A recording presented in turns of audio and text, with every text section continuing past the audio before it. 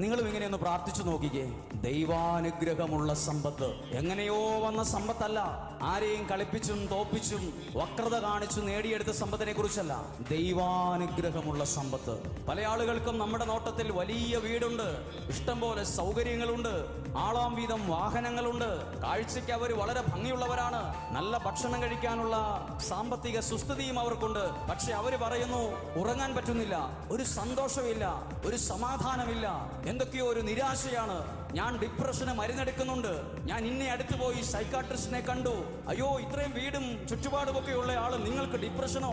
അപ്പോൾ എവിടെയോ ദുഃഖം കലർന്നിരിക്കുന്നു, എവിടെയോ അയാൾ പരാജയപ്പെട്ടിരിക്കുന്നു. പുറമേ കാണുന്നത് പോലെ ഒന്നുമല്ല കാര്യങ്ങൾ. വചനം പറയുന്നു, സുഭാഷിതം 10:22, കർത്താവിന്റെ അനുഗ്രഹം സമ്പത്ത് നൽകുന്നു.